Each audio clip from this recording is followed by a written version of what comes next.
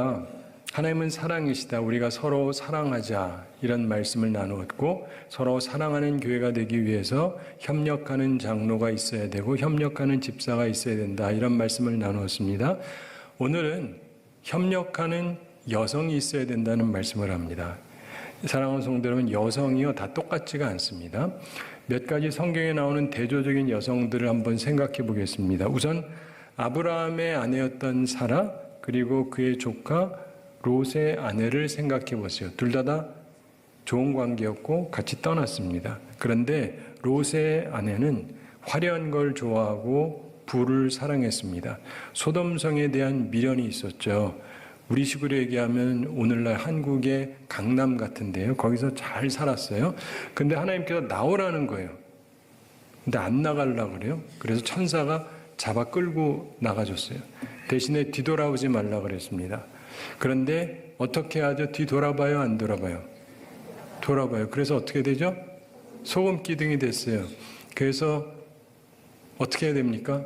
우린 그러면 안 되죠. 그래서 항상 그러죠. 롯의 처를 생각하라. 아니 거기 살아도 괜찮은데 나와야 될 땐 나와야 되거든요. 근데 이렇게 뒤돌아보다가 죽은 거예요. 근데 반대로 아브라함의 아내 사라를 생각해 보십시오. 사라도 여성인데 그래도 화려한 거 좋아하고 좋은 거 좋지 않겠습니까? 그런데 자기 남편이랑 함께 가나안에 갔다가 기근이 왔죠. 그래서 애굽 땅으로 갔습니다. 그 당시에 애굽이 세계 최고였거든요. 근데 애굽 사람들이 보고 사라가 너무 예쁘다는 거예요. 전 안 봐서 모르겠는데 그렇게 예쁜가 봐요. 나이도 들었는데 뭐가 그렇게 예쁠까? 근데 그렇게 예쁘대요. 그래가지고 아브라함이 걱정돼가지고 우리 부부라고 하지 말고 당신 내 누이라고 하자. 그래서 그러라고 했는데 사람들에게 소문이 퍼져서 왕의 귀에까지 들어가고 애굽 왕이 데려갑니다. 자기 아내로 삼겠다고. 그래가지고 갑니다. 근데 그 다음 얘기 아시죠? 나중에 돌아옵니다. 그런가 보다 하는데 이게 그런가 보다 이렇게 생각하시면 안 돼요. 왕비가 됐습니다. 그리고 이거는 될 수 있는 게 아니라 이미 됐거든요. 이미 법적으로 게임 끝났어요. 그럼 그냥 눌러 앉는 게 맞지 않을까요? 대부분의 여성은 그럴 거예요. 물론 우리 교회 여성들은 그런 분 한 분도 없겠지만 그렇지만 대부분의 여성들은 그럴 확률이 굉장히 높습니다. 근데 그걸 다 버리고 나와요. 아니 소돔의 화려함, 강남의 화려함도 못 버리고 아쉬워하는데 그 당시 최고의 사람의 아내가 되는데 그걸 다 놓고 깔끔하게 나올 수 있다는 건 보통 여성이 아니에요. 게다가 이게 한 번이 아닙니다. 두 번째 있었죠. 블레셋이라는 곳에 거기 왕이 있어요. 아비멜렉. 이 사람도 또 이 여인을 보고 좋아가지고 모셔가죠. 그때도 또 가는데 그때 정도 되면 여성이 한 번은 봐주는데 두 번 남편 봐줄까요? 이런 남편 믿고 어찌 살겠어요? 하나님 믿는다면서 믿음이 있는지 없는지 나 하나 지켜주지도 않고 그리고는 딴 남자한테 보낸 거 아니에요. 그런데 하나님께서 사라의 연고 때문에 거기를 치세요. 그 얘기는 뭐냐면 사라가 돌아가겠다고 한 거예요. 하나님께. 대부분의 여성들은요. 그 정도 되면 저런 놈 믿고 어떻게 사냐? 이번 기회에 그냥 따로 하자. 이것도 다 하나님의 섭니다. 이제 나 왕비로 살아야지. 근데 그러지를 않잖아요. 그러니까 사라는요. 대단한 믿음의 여성이에요. 그래서 성경은 사라를 굉장히 높이 평가해 줍니다. 그래서 아브라함의 후손들이 복을 받는다로 이해를 하지만 사실 조금 더 정확히 보면 아브라함의 후손이지만 좀 더 정확하게 사라의 후손이 좀 더 맞아요. 아브라함한테는요 부인이 셋 있었거든요. 사라가 본처고 그 다음에 한 여인을 더 얻잖아요. 애굽 여성을. 애를 못 낳으니까. 그리고 그 다음에 내보내고 나서 나중에 사라가 죽은 다음에 후처를 얻습니다. 정식으로. 그두라라고 하는 여성을 얻어서 그때 아들만 6을 낳아요. 그러니까 아들만 8이 있습니다. 근데 하나님께서 누구를 택하셔서 누구를 복 주셔요? 8 다라기보다 물론 나름대로 살게 해주시지만 사라의 아들을 택하셔서 복 준 거예요. 굉장히 중요한 거예요. 아브라함의 아들들이라기보다 아브라함의 아들이긴 하죠. 근데 사라의 아들을 택하셔서 복 준 거예요. 근데 그럴만 하지 않습니까? 사라를 보면 여러분도 그런 여성들이 꼭 되시기를 축원합니다. 그 다음에 두 번째로 에스더서를 보면 아하수에로 왕이라는 사람이 나옵니다. 그때 전 세계를 다스리던 대제국의 왕이었습니다. 요즘 얘기로 하면 황제라고 해야 맞겠죠. 그런데 이 사람이 첫 아내가 있었어요. 와스디라고 하는 왕후가 있었는데 이 여인의 특징이 뭐예요? 무지 예뻤다는 거예요. 전 안 봐서 모르겠는데 얼마나 예쁜지 이 남편이 자기 아내가 너무 사랑스럽고 예뻐서 모든 사람한테 보여주고 싶은 거예요. 옛날엔 안 그랬거든요. 자기 부인 안 보였는데 이 사람이 이 잔치를 하다가 마지막 날 안 그러던 사람이 술을 자시면서 이게 주웅이 올라와가지고 오라고 사람들한테 보여주겠다고. 그래가지고 부인이 안 가겠다고 그럽니다. 왜냐면 그 당시에는 그렇게 하는 게 부끄러운 일이었거든요. 그래가지고 결국 어떻게 되느냐. 이 남자들끼리 회의를 합니다. 남자들끼리 회의하는데 이 남자들이 이게 큰일이 생긴 거예요. 여자가 남편 말을 안 듣는다? 이렇게 되는 순간 자기네 집안도 다 그렇게 될까봐 왕이시여 이혼하셔야 됩니다. 그래가지고 남자 체면에 이럴 순 없다 해가지고 이혼을 해버려요. 근데 그러고 나서 시간이 지나면서 또 생각이 나는 거예요. 왜냐 원체 이쁜 부인이었는데 그래서 생각하니까 다른 사람들이 겁이 나는 거예요. 왜냐하면 혹시라도 그 왕비를 다시 데리고 오면 그 왕비가 자기를 그냥 두겠습니까? 그래서 그러지 마시고 딴 사람 뽑으시죠 해서 우리가 아는 그 미스 유니버스가 처음으로 탄생을 하게 됩니다. 성경에 보면 그 예가 나오거든요. 이쁜 여자 쫙 모아가지고 이쁜 처녀들에서 하자. 그래가지고 왕비를 뽑으라. 그래가지고 미스 유니버스가 처음으로 생긴 거예요. 그때 뽑혔던 여성이 누구? 에스더. 그렇습니다. 에스더가 상당히 착하고 아름다운 여성이었는데 그런데요. 처음에는 좋아했죠. 근데 시간이 지났어요. 여러분 처음에 결혼하면요. 깨소금이 쏟아지는 것 같아요. 보면 둘 다 너무 행복해 보여. 그런데 몇 년 지나고 나서 이렇게 다 사라져. 이런 걸 뭐라 그럽니까? 권태기라 그래요. 권태기. 옛날에는 그렇게 이뻐가지고 그래놓고는 이제는 보기도 안 좋아요. 그래가지고 이 집안이 권태기가 왔어요. 왕이 이뻐하던 아내를 보지도 않는데 하루 이틀, 일주일, 2주일, 3주를 넘어서 한 달을 아예 안 봐요. 야, 그 권태기가 굉장히 심해진 거죠. 근데 그때 자기 그 모르드게라고 하는 사촌 오빠를 통해서 이야기를 듣습니다. 하만이라는 자가 자기네 백성을 다 멸하려고 하니까 이거 좀 남편한테 잘 얘기해서 이 문제 좀 해결해 달라. 근데 이거 해결할 수 있는 얘기가 아니에요. 왜냐면 이건 정치적인 건데 왕이 어인을 찍은 거라 이건 뒤바꿀 수가 없는 겁니다. 근데 아셨던 것처럼 이 아하수에로 왕은요 생각보다 자존심으로 사는 남자예요. 대부분 남자들이 자존심으로 살아요. 근데 이 사람은 특별히 제국의 황제니까 자존심 하나로 사는 남자인데 그래서 자기가 그렇게 이뻐하던 아내도 자존심 때문에 버렸던 사람인데 지금 에스더에게 임무가 주어지는데 그 남편의 자존심을 꺾는 방법을 찾으라는 건데 이건 불가능한 얘기입니다. 불가능해요.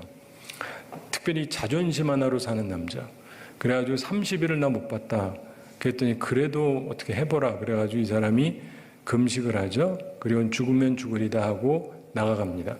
그래서 이 남편을 보는데 자 권태기에 있는 꼴도 보기 싫은 마누라가 30일 만에 갑자기 딱 나타나면 어떻게 했어요? 왜 왔어? 그래야 되는데 왜 왔어? 라고 하는데 좀 다른 투가 됐어요. 왠지 아세요? 갑자기 이뻐 보이는 거예요. 요게 중요한 포인트. 옛날에 이뻤죠. 근데 지금은 꼴도 보기 싫어서 안 봤는데 이유는 뭔지 모르겠지만 근데 갑자기 예뻐 보이는 거예요. 이게 누가 한 거예요? 하나님께서. 성령께서 그의 마음을 탁 바꾸셔가지고 갑자기 이뻐 보이는 거예요. 그래서 원하는 게 뭐냐? 다 줄게. 나라 절반이라도 줄게. 이러면서 얘기를 하죠. 그러면서 역사가 바뀌게 됩니다. 우리가 거기서 보는 게 그의 똑같은 남자예요. 그리고 여성 입장에는 자기는 극히 사랑을 받고 있었는데 모든 걸 잃었고, 에스더는 똑같은 남자인데 이 남자랑 지금 권태기라서 아무것도 말이 안 통할 때인데 놀라운 일을 일으켰어요. 그 차이가 뭐죠? 기도에 있었던 거예요. 그래서 기도를 해야 됩니다. 오늘 우리는 두 본문을 통해서 예수님을 돕던 여성들, 그리고 선교하던 사도 바울을 돕던 여성 루디아를 살펴보면서 우리의 모습을 점검해 보기를 원합니다. 자, 우선 예수님을 섬기던 12제자와 여인들 얘기가 누가복음 8장 1절부터 3절에 나오고 있습니다. 우선 사역을 함께 하던 12제자 얘기가 1절에 나오죠. 그 후에 예수께서 각 성과 마을에 두루 다니시며 하나님의 나라를 선포하시며 그 복음을 전하실새 12제자가 함께 하였고, 우리가 잘 아는 이야기죠. 요 바로 전에 바리새인 시몬이라는 사람의 집에서 향유를 부은 여인과의 사건 얘기가 나옵니다. 그러면서 그 후에 이렇게 말씀하고 있어요. 하나님의 나라를 선포했다, 이렇게 얘기합니다. 하나님이 다스리시는 하나님의 나라, 천국을 선포하셨는데 그 천국은 이후에 죽은 다음에 가는 것만이 아니고 그건 최종적이고 이 땅에서도 이루어지는 것인데 그 복음을 전파할세, 이렇게 얘기합니다. 예수님께서는 좋은 소식, 복음을 전하시는데 그 핵심이 희년이에요.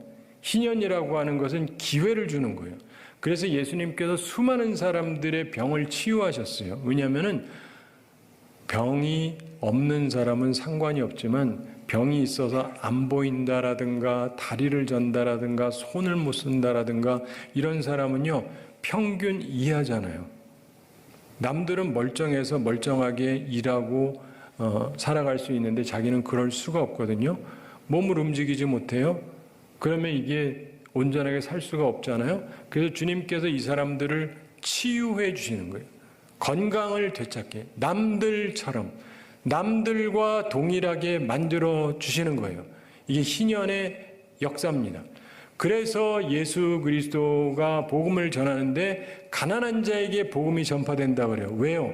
부자는 별 상관이 없어요. 그런데 가난한 사람은 예수님에서 새로운 기회를 주시잖아요.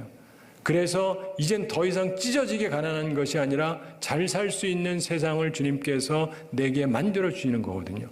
복음을 전하고 전 세계 가서 전하면서 보면은요, 찢어지게 가난한 사람들이 복음이 들어가면서 잘 살게 되는데 이게 눈으로 확 보여요.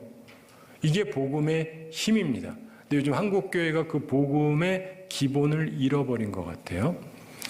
그런데 이때 12제자가 함께했다 그러죠. 그러면서 사역에 함께하던 여러 여성 이야기가 나옵니다. 여기서 특이한 말씀을 하는데 남자만 함께한 것이 아니라 여러 여성도 함께했다고 이 누가복음에서만 설명을 하고 있어요. 특별히 3명의 여성의 이름이 언급됩니다. 그리고 그 외에도 더 있다고 얘기하는데 2절 함께 읽어보겠습니다. 또한 악귀를 쫓아내심과 병 고치심을 받은 어떤 여자들 곧 7 귀신이 나간 자 막달라인이라 하는 마리아와, 아멘. 또한 악귀를 쫓아내심과, 자, 귀신 들려 있으면 제대로 살 수가 없잖아요. 그래서 이런 사람을 치유해 주시는 거예요. 그래서 이제는 제정신 가지고 살아갈 수 있도록. 어떤 여인들은 그런 은혜를 입었다는 것이고, 병 고침을 받은 어떤 여자들, 또 어떤 사람들은 뭐라고 설명되진 않는데 병 고치심을 받는 거예요. 혈루증으로 문제 있었던 여성 같은 경우는 예전에 혈루증이 있으면 교회를 못 가요. 주님께서 치유해 주시는 거예요. 예배를 볼 수 있도록. 주님께서 치유의 은총을 베풀어 주시고, 그러면서 곧 7 귀신이 나간 자 막달라인이라는 마리아와, 이런 얘기를 합니다. 자, 옛날에는 마리아라는 이름이 굉장히 흔했어요. 근데 이 막달라인이다, 이 얘기는 막달라 출신이다 이거예요. 갈릴리에 막달라라고 하는 고을이 있습니다. 근데 7 귀신이 나갔다. 귀신이 하나도 아니고 7 귀신이나 붙어 있었으니 얼마나 괴로웠겠습니까? 근데 주님께서 치유해 주셨어요. 이 막달라 마리아는 마치 12사도 중에 베드로가 이렇게 앞서 있던 것처럼 이 3명의 여성 중에 가장 앞선 모습을 보입니다. 설명도 많이 되고. 그리고 우리가 아는 대로 이 여성은 예수님께서 십자가에 못 박히실 때 그곳에 있었습니다. 항상 주님과 함께 했어요. 그리고 예수님께서 십체가 돼서 눕혀지던 곳이 어딘지도 가서 봤습니다. 어디에 묻히시는지 보고, 그리고 주일 아침에 주의 시체에 기름을 바르려고 집에서 매우 일찍 출발했던 여성 중에 하나였습니다. 무엇보다도 부활하신 예수님을 가장 먼저 본 부활의 첫 증인이었습니다. 그래서 옛날에는요, 여성의 증언을 증언으로 치지를 않았어요. 그런데 성경은 여성의 증언을 정확하게 이야기합니다. 그리고 그 처음 봤던 사람이 막달라 마리아라고 이야기를 합니다. 자, 그리고 3절 함께 읽어보겠습니다. 헤롯의 청지기 구사의 아내 요한나와 수산나와 다른 여러 여자가 함께하여 자기들의 소유로 그들을 섬기더라. 아멘. 헤롯의 청지기 구사의 아내 요한나와, 헤롯 왕실의 청지기인 구사의 아내 요한나가 있다 이렇게 얘기하는데 뭐 그런가 보다 하시겠지만은 그 당시 헤롯 왕이 돈이 엄청 많은 왕이었습니다. 근데 그의 청지기다 이 얘기는 뭐냐면 그 돈을 관리하는 사람. 그러니까 이 사람은 돈이 엄청 많을 수밖에 없어요. 그 사람의 아내인데 요한나라고 하는 여성이 있었다. 이 여인도 부활하셨다는 소식을 들은 여자 중에 있었죠. 그리고 또 수산나 얘기가 나옵니다. 이분에 대해서는 특별한 설명이 없는데 성경이 이곳에서만 언급하고 있습니다. 이름의 뜻은 백합이라는 뜻입니다. 아름다운 이름이죠. 그러면서 다른 여러 여자가 함께하여 이렇게 말씀합니다. 남자들도 12사도가 있는데 그중에 특별히 3명이 중요했던 것처럼 여성 중에도 3명이 있었고 그 외에도 또 다른 여자도 있었다. 다른 여성도 있었다. 이렇게 설명이 되고 있습니다. 그러면서 자기들의 소유로 그들을 섬기더라 이렇게 말씀합니다. 이들은 여성이지만 자기들의 소유로 그들, 즉 예수님과 12제자를 섬겼다는 것입니다. 아주 귀한 일입니다. 이런 희생적이고 헌신적인 여성들이 있었던 것입니다.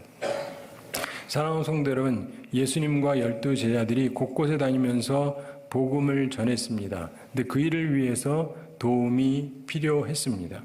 근데 그 섬김을 하던 여성들이 있었다는 것을 성경이 우리에게 증언하고 있습니다. 그 다음에 사도행전 16장 13절부터 15절 말씀을 보시면 여기서 사도 바울이 선교하면서 어떤 한 여성을 만납니다. 그러면서 역사가 일어나게 되는데 굉장히 중요한 부분입니다. 자, 보면은 이들이 13절에 안식일에 우리가 기도할 곳이 있을까 하여 문 밖 강가에 나가 거기 앉아서 모인 여자들에게 말하는데, 이 말이 왜 나오냐면 이스라엘에서 북쪽으로 이렇게 올라가게 되면 그 다음에 소아시아, 요즘에 튀르키예가 있습니다. 터키. 근데 이스라엘 사람들이 나가는데 그 이상까지는 갈 생각을 하지 않았어요. 그래서 사도 바울도 처음에 안디옥교에서 파송해서 하는데 이 튀르키예 지역까지만 복음을 전했어요. 그 다음에 2차 선교여행을 갈 때에도 여기를 가려고 하다가 길이 막힙니다. 그러면서 성령께서 밤에 환상을 보여주는데 마게도냐 사람 하나가 나타나서 이리로 오라 이런 초대하는 말을 듣고 성령의 인도하심이라고 생각해서 가는데 그걸 넘어가는 게 어떤 경계냐면 유럽으로 가는 거예요. 그래서 그리스로 가는데 그때부터 쭉 유럽 복음화가 시작이 되기 시작하는데 그 첫 장면이 여기에 있는 겁니다. 거기에 어떤 곳에서 강가에서 여성들이 있는데 거기 가서 이렇게 봤더니 14절 함께 읽어보겠습니다. 두아디라시에 있는 자색 옷감 장사로서 하나님을 섬기는 루디아라 하는 한 여자가 말을 듣고 있을 때 주께서 그 마음을 열어 바울의 말을 따르게 하신지라. 아멘. 이게 굉장히 중요한 결정적인 말씀입니다. 두아디라시에 있는 자색 옷감 장사. 그러면서 하나님을 섬기는 루디아라고 하는 여자가 있는데 말을 듣고 있을 때 주님께서 그 마음을 열어주셨다. 여러분들이 말씀을 들을 때 주님께서 말씀을 열어주느냐? 이게 포인트예요. 그래서 바울의 말을 따르게 하신지라. 이러면서 선교의 역사가 확 뚫린 거예요. 한 여인의 마음이 열려서 주의 말씀을 들음으로 유럽의 복음화가 시작이 된 거예요. 그러므로 이 자리에서도 한 사람이든 두 사람이든 성령께서 하시는 말씀을 들으면서 마음이 열리고 말씀을 따르면 그분들에 의해서 역사가 일어난다라고 하는 것을 믿으시기 바랍니다. 15절 함께 읽어보겠습니다. 그와 그 집이 다 세례를 받고 우리에게 청하여 이르되 만일 나를 주 믿는 자로 알거든 내 집에 들어와 유하라 하고 강권하여 머물게 하니라. 아멘. 그래서 그 말씀을 듣고 예수님을 영접하기로 하고 세례를 다 받고 그러면서 청합니다. 우리에게라 그러죠. 사도 바울 혼자 있었던 게 아니에요. 팀으로 있었는데 청해서 만일 나를 주 믿는 자로 알거든 내 집에 들어와서 유하라. 이 여인은 부유한 여인이었습니다. 부자라고 다 내 집에 와서 살라고 하지 않습니다. 근데 유하라. 그러면서 강권하여서 머물게 했습니다. 뭐 갈 데도 없고 뭐 좋은 것도 없는데 잘 사는 분이 오시라고 해서 자기와 함께 살자. 그러면서 계속해서 협력을 했던 것입니다. 사랑하는 성도들은 이 말씀을 보면서 우리가 생각할 게 있어요. 모든 부분에서 시간상 더 많은 얘기를 드리기는 좀 어렵지만 여성의 역할은요, 언론하고 비슷합니다. 대중하고 비슷해요. 우리나라 입장에서 권력은 없어요. 그러나 최종 결정은 여성에 의해서 됩니다. 이 흐름을 이해하셔야 돼요. 왜냐하면 대다수이기 때문에 그렇습니다. 특별히 교회에서는 더 그렇죠. 교회에서 중요한 거 결정할 때 공동회의에서 투표를 해요. 그때 많은 수가 남성이 아니에요. 여성이 훨씬 많습니다. 따라서 앞으로 우리 교회도 1년, 2년, 3년 내에 여러 가지 사람들을 뽑는 일을 하게 될 텐데 그때 장로 선거 제대로 하셔야 돼요. 여성들이. 그리고 안수집사 선거도 제대로 하셔야 돼요. 권사 선거도 제대로 하셔야 돼요. 아무렇게나 뽑으시면 안 돼요. 제대로 뽑으면 교회 체질이 개선이 됩니다. 그러면 교회는 불일듯이 부흥하게 되는 것입니다. 교회 부흥이 끝났다? 아닙니다. 교회 부흥은 언제라도 일어날 수 있어요. 주의 뜻을 따라서 불을 붙이면 당연히 엄청나게 일어납니다. 여성들이여 협력자들이 되시기 바랍니다. 저는 말했어요. 근데 방관자가 되지 마세요. 무관심하지 마십시오. 온 세상을 바꾸지는 않더라도 내가 있는 곳에서는 여러분들이 변화를 일으킬 수 있습니다. 자, 한 가지 이야기 말씀드리면서 오늘 말씀을 마치겠습니다. 어디라고 얘기하면 많은 분들이 아실 만한 어떤 교회가 있습니다. 굉장히 유명한 교회고 한국의 대표적인 교회 중에 하나인데 그 교회가 1대 목사님 때는 참 괜찮았는데 2대도 잘 가다가 뭔 일이 생기고 그러면서 그 다음에 계속 뭔 일이 생겼어요. 그러다가 이제 나중에 어느 목사님을 또 모시게 됐는데 이분이 40 중반에 그 교회에 오게 됐습니다. 이분이 키도 크고 잘생겼어요. 참 내가 봐도 반할 정도로 잘생긴 분인데 그런데 이분이 이렇게 하는데 약간씩 불만이 터져 나오기 시작을 했어요. 시간이 지나면서. 그러면서 말씀이 약하다. 말씀이 약하다. 교인도 준다. 뭐 이러면서 그 다음에 이제 장로님들이 그럽니다. 목사님 너무 말씀이 약하다. 떠나시라. 근데 목사님은 자기는 못 떠나겠다. 이분이 뭐 이상한 얘기를 하신 건 아니거든요. 그분 설교를 들어보면 완전 FM이에요. 딱 할 말씀을 하세요. 이상한 얘기 안 하세요. 근데 이제 그 교회는 워낙 큰 교회고 알려진 교회니까 우리 교회 정도면은 그 정도 가지고는 곤란하다. 좀 더 잘하셔야 된다. 뭐 이랬어요. 그런데 이분은 난 안 나간다. 근데 그 이유가 있습니다. 왜냐면은 그분의 아버지하고 저희 아버지하고 의형제였는데 제가 들은 바가 있어요. 그 아버님이 굉장히 인격적이고 훌륭한 목사님이셨어요. 그런데 교회에 뭔 일이 있으면 목사님이 그냥 떠나신 거예요. 내가 책임진다 그러고 떠나시고 그러다 보니까 이 아드님이 마음에 한이 맺힌 거예요. 우리 아버지가 잘못도 없는데 왜 교회를 자꾸 떠나야 되느냐. 그래서 서울을 지나서 지방으로 가고 막 이렇게 가니까 이분이 한이 맺힌 거예요. 그래가지고 나는 절대로 교회 안 나간다. 이 교회 풍토를 내가 바꾸고 말겠다. 잘못도 안 한 목사를 왜 쫓아내냐. 그래가지고 이분이요. 난 안 나간다.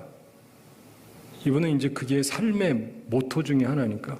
그래가지고 들리는 말에 의하면 어떤 악질적인 사람이 목사님을 때렸다는 말도 있고. 그런데 목사님이 난 때려도 안 나간다. 내가 죽어서 관에 실려 나가기 전에 절대 안 나간다 이랬대요. 그렇다고 목사를 진짜 죽일 수는 없고, 그래가지고 이게 시끄러워져 가지고 노회 총회에서 엄청나게 여러 해 동안 시끄러웠던 적이 있습니다. 그러다가 그게 결국은 깔아앉게 됐어요. 왜 깔아앉았는지 아세요? 오늘 설교 제목이랑 비슷해요. 여성들 때문에 깔아앉았어요. 제가 여성들을 아는데 남성보다 여성들이 좋은 설교를 훨씬 좋아해요. 그렇죠? 네. 그런데 자신들도 귀가 있죠. 목사님 말씀이 약한 건 아는데, 그렇긴 한데 장로님들이 너무 심하게 나오는 걸 보니까 이분들이 들고 일어난 거예요. 그러면서 왜 목사님을 쫓아내려고 그러냐. 장로들 당신들이 나가라! 이러고 나온 거예요. 근데 보통 교회에서 안 그렇잖아요. 근데 이 장로님들이 처음으로 겪은 일이에요. 아무도 자기들한테 이렇게 덤비질 않는데 권사님들이 벌떼같이 일어나가지고 목사님 쫓아내려고 그러지 말고 장로들 당신들이 다 나가라. 이렇게 나오니까 장로님들이 갑자기 진땀이 나기 시작하면서 깔아앉고 평안해졌어요. 목사님이 은혜롭게 은퇴를 하셨어요. 자, 사랑하는 성도 여러분, 우리가 살아가면서 보면은요, 하나님의 뜻을 따라 살아가는 것 굉장히 중요한 것입니다. 우리가 서로 사랑하면서 살아가야 되고 하나님이 기뻐하시는 교회를 일으켜야 되는데, 제가 생각해봐도 저도 목회하면서 힘든 때가 있었는데 그때마다 협력하던 여성들이 있었어요. 그래서 제가 이제까지 왔습니다. 안 그러면 진작에 그만뒀을지도 몰라요. 사랑하는 성도 여러분, 우리 한국교회의 본래 힘은 물론 좋은 남성들도 있었지만 정말 좋은 여성들이 많았어요. 그분들에 의해서 한국교회의 부흥이 이끌어졌는데 지금 이게 사그러진 상태예요. 그러니까 여성들이요, 여러분의 마음에 불을 지피시기 바랍니다. 사랑의 불로, 믿음의 불로, 소망의 불로 지피세요. 그리고 주님을 향한 뜨거운 사랑으로 교회를 섬기시고 협력하는 여성들이 되세요. 그러면 교회는 반드시 일어나게 돼 있고 부흥의 역사는 꺼지는 게 아니에요. 우리가 끄는 게 아니면. 하나님의 역사를 체험하며 우리가 살아가게 되길 바라고, 다른 교회들도 그렇게 돼서 우리 한국교회가 전체적으로 다시 일어나는, 부흥의 불길이 다시 일어나는 귀한 역사를 우리 세대에도 다시 보게 되는 귀한 삶을 살아가는 우리 모두가 되기를 우리 주님의 이름으로 축원합니다.